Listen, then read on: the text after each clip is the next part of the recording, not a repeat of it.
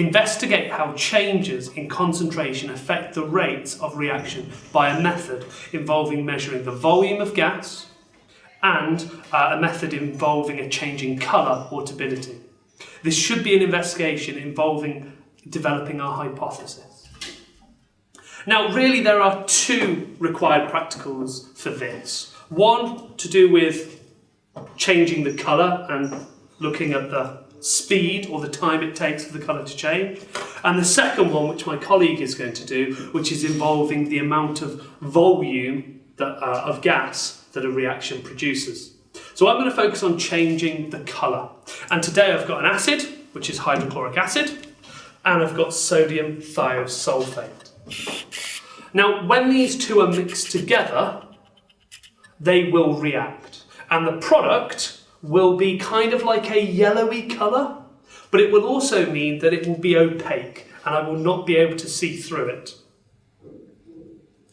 So I've got a cross, which is underneath the conical flask, and that is going to enable me that when these two react to see if the cross has disappeared, and when it has disappeared I'm going to stop the stopwatch. So, before I start, let's talk a little bit about rate of reaction, because part of this says about involving developing a hypothesis. So, the first thing we need to talk about is rate of reaction is the speed of a reaction, hence why we have a stopwatch. There are four things that could affect the rate of reaction. The one we're going to be looking at today is concentration, but also temperature could affect it, surface area could affect it, and finally a catalyst could affect it. So there are four things. With concentration means there are more chemicals in the same volume. That's what concentration means. And so if there are more chemicals, there will be more collisions. And if there are more collisions, the reaction will occur faster. With temperature, again, that will affect the rate of reaction. And if you've got a hotter chemical, if we heat these up, that will mean that the particles will move faster, so collide more. And also, they'll have more energy, and so are more likely to react when they do collide. The next one's surface area. Now, imagine a sugar cube. When you drop that in a cup of tea, that takes a lot longer to dissolve than just broken up sugar. And that's because the sugar cube has a much smaller surface area, whereas the broken up sugar, has a much larger surface area, therefore going to increase the amount of collisions in the particles. Finally, the catalyst will also increase the rate of reaction because it provides a place for the reaction to occur. So those are the four things that will affect the rate of reaction. We're going to focus on concentration. Now, as I've already mentioned, that if I increase the concentration, there will be more particles in the same volume. So more collisions. Therefore, my hypothesis is going to be, when my concentration increases, I expect the rate of reaction to increase. Right, so I've got sodium thiosulfate here and an acid here. The first thing I'm going to do is I'm going to pour the acid to 10 millilitres. And again, I'm going to try and get down to eye level, just to make it as accurate as possible. Okay. So I'm going to get 10 millilitres. Now, this is going to be my control variable. This is going to be what I'm going to keep the same. So every time I do this, I'm going to only use 10 centimetres cubed of hydrochloric acid.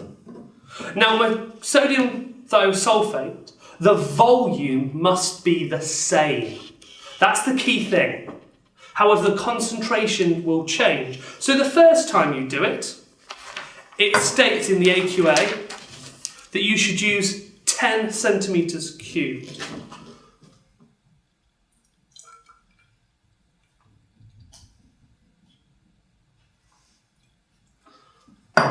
So I've got my 10 centimetres cubed in there. Now clearly, I'm now going to be trying to vary the concentration. So I'm going to pour in water till 50 millilitres. This will mean that my concentration will be 8 grams per decimetre cubed.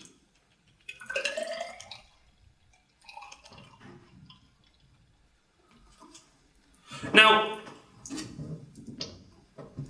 because there are less particles in this than my next experiments, this should occur slower.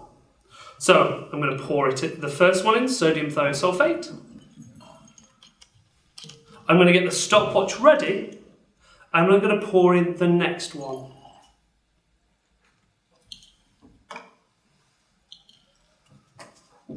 You then literally just wait, okay?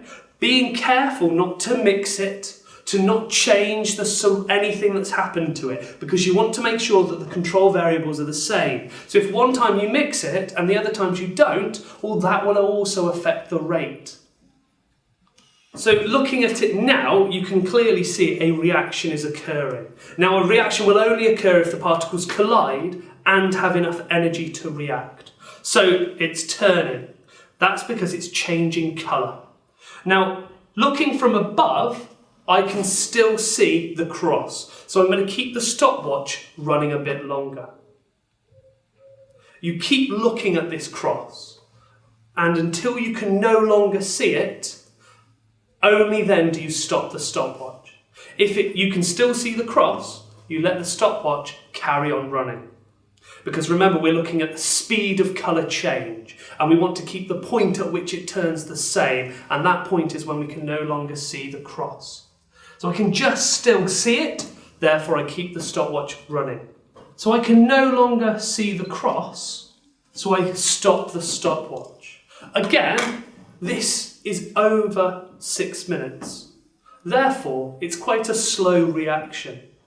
Now, when we change the concentration, we want to make sure the volume of sodium thiosulfate is the same, up to that 50 mark, but we're going to pour more in. This will mean there's more particles, so the reaction should occur much faster. So I'm just going to pour this. The first time we did it up to 10, this time we're going to do it up to 20. Now the concentration last time was 8 grams per decimeters cubed. This time, it's going to be double that, because I've put double the amount of sodium thiosulfate in. So it should be 16 grams per decimeters cubed. So it should go faster, because there is more particles. Again, we're going to use the same volume of hydrochloric acid, and worth mentioning, not just the same volume, the same concentration of hydrochloric acid. We wouldn't want to change the concentration of hydrochloric acid either. So we're trying to keep everything else the same and only changing the amount of sodium thiosulfate. So now I've got my chemicals set up, I'm going to pour this away. Now that's where you should use a waste bucket. Now the reason we're using a waste bucket is because that reaction actually produces some toxic fumes of sulfur dioxide. In theory, we shouldn't be inhaling it or doing this experiment in a room which isn't ventilated. So I've got some windows open as well. Now, I don't want to just put this in the waste bucket. I also need to make sure I'm washing it out as well. That's just to make sure there's no of that cloudiness or none of the reactants left in there. Okay. We would then pour it in, start our stopwatch again. Then after we're timing how long the cross has disappeared, we'd do the same thing, but this time 30 millilitres with 20 of water. We'll then do 40 millilitres of sodium thiosulfate with 10 of water. So we're changing the concentration by keeping the volume the same, we're just adding more sodium thiosulfate in. Therefore, this will show us that what happens to concentration and the speed of reaction. Now, it does actually prove our hypothesis, because the more concentrated the sodium thiosulfate, the smaller the time or the lower the time, therefore the faster the reaction. Now, I'm not going to do all that experiment, but you can clearly see, as you would have done in class, that the concentration does change and does speed up the reaction. Worth also noting, there are a few sources of error for this. The first one is the cross it's a little bit ambiguous when it disappears or not. So when I think it's disappeared, that might be different to another student or another teacher. So that could be a source of error. Another source of error would be stirring. Now, I've seen a few students stir it on one of their reactions, then not stir it on all the others. Therefore, by stirring, you will be speeding up the reaction anyway. So make sure when you pour them in, you do not stir it or touch it. There's just a few sources of error, but we've also got some including human error with the measuring cylinder. Now, as you can see here, I've poured slightly over 50 millilitres. So really I should pour it all in the waste bucket and start again, because I don't want to just tip a little bit out if I'm going to tip out some of the sodium thiosulfate particles. So, in the second part of the video, we're going to look at another way of measuring a rate of reaction. Here I'm going to show you two methods of measuring the amount of gas produced over a fixed amount of time. So here I have something called a gas syringe. This will collect all of the gas that happens in the reaction in this conical flask. So I have pre-weighed out my marble chips and I have pre-measured my hydrochloric acid. Now, depending on what you are measuring, these could be two things you would need to control. We could crush these up to look at surface area, or we can change the concentration of acid. And here I'm going to be using a fixed volume and a fixed mass of marble chips. Now, very important to make sure that your gas syringe is at 0. If they are properly calibrated, it should be exactly at 0 when there is no gas in the syringe. I'm going to put my hydrochloric acid into my beaker. Now we know this is going to release some gas as it reacts. Now the quicker that gas is produced, the faster the reaction is taking place. We will need to have a stopwatch and we're going to measure the reaction for a fixed period of time. This will allow us to have an estimate or have an average of the amount of gas produced over a fixed period of time. Now obviously if this reaction continued to go on for a longer period of time, that rate will eventually start to slow down. So we're looking at a fixed period of time for the initial part of the reaction. Now, I'm going to add my pre-weighed marble chips. Now, it's very important to both put the bung back on top of your conical flask and start the timer as quickly as possible. I'm going to measure this for 30 seconds. And we're going to look at how much gas is produced. Now again, very important, as soon as your stopwatch reaches 30 seconds, you need to take a reading straight away, as your gas is going to continue to be produced and you're going to go past that point. So the quicker you can take your measurement, the more accurate that's going to be.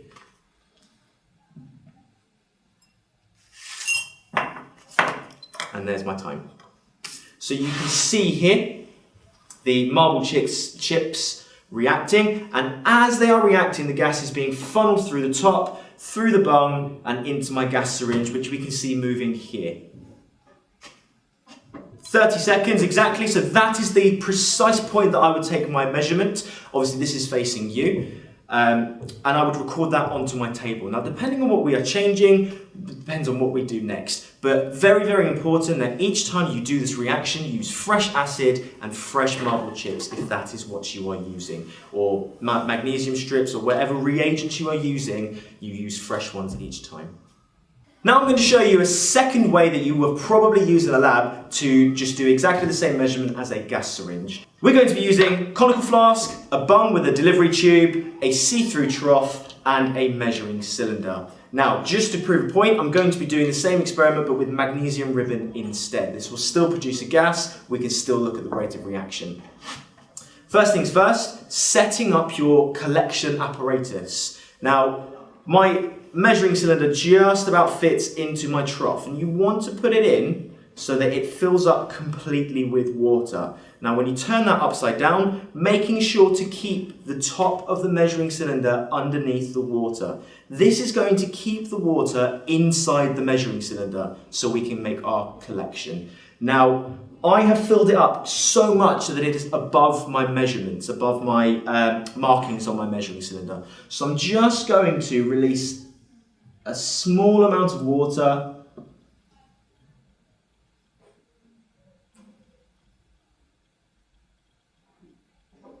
There we go. So I've released a small amount of water, which has taken the top level of my water down to where I can take my initial measurement. So this measurement, if you can get it to 0, if not, doesn't matter. We're looking at the volume that has been collected. So all we will do is take a start measurement and take a final measurement over time. So my measurement here is starting at about 6, 7, 8, 9, that's 0.5, so 6, 7. About 7 centimeters cubed of air already in my measuring cylinder.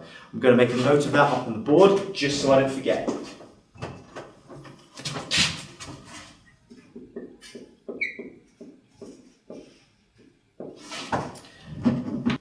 Luckily, I have my volunteer here to help me with the experiment. He's going to start the experiment and start the stopwatch for me while I hold the delivery apparatus. Now, you could use a clamp stand for this, but again, depending on the equipment, we're just showing you another method to do so.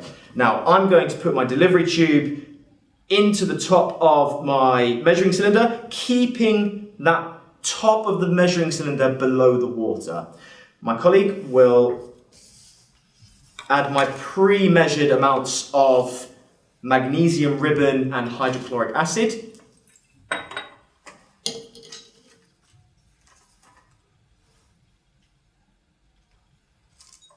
And starting the stopwatch as quickly as possible. We're going to measure for 30 seconds again. However, as long as you are using a fixed amount of time, as you're looking at a rate, you could still get a measurement. And 30 seconds stop, take the bung off, take a measurement, and that would be your first result. Now again, as we are excellent scientists, we're going to do this 3 times and take an average of the 3 results. Next, I'm going to show you how to work out the rate of reaction and what units you should be using. Now in our first experiment, we had 20 centimeters cubed of gas that had been collected. And we'd measured that over a 30-second period. Now we're going to use those 2 measurements to calculate an average rate of reaction for the first 30 seconds of that reaction. Very important that we have both a volume of gas and a time in our measurement. So what we will do is we'll take the amount of gas that has been collected, so 20 centimeters cubed. We're going to divide that by the number of seconds that we have measured our rate for. So we'll do 20 centimeters cubed divided by 30 seconds, which gives us about 0.6 recurring. Now, very important that we include our units here. Examiners love to catch you out by using different units. We have measured our gas collected in centimeters cubed, so my units will have centimeters cubed. Second thing is, we are measuring our time in seconds, so we will have per seconds in our units there. Now, very important, some mark schemes will discount the mark if you put secs or seconds in your answer. So the same way that we would put meters per second, just put a slash and an S to show per second. Now, it's important to note as well that if we had measured this for a longer period of time, we would get a larger volume of gas produced. We should, in theory, as long as the rate has not started to slow down due to a change in temperature or a change in concentration, we should still get the same measurements. Very important to note. Thank you very much.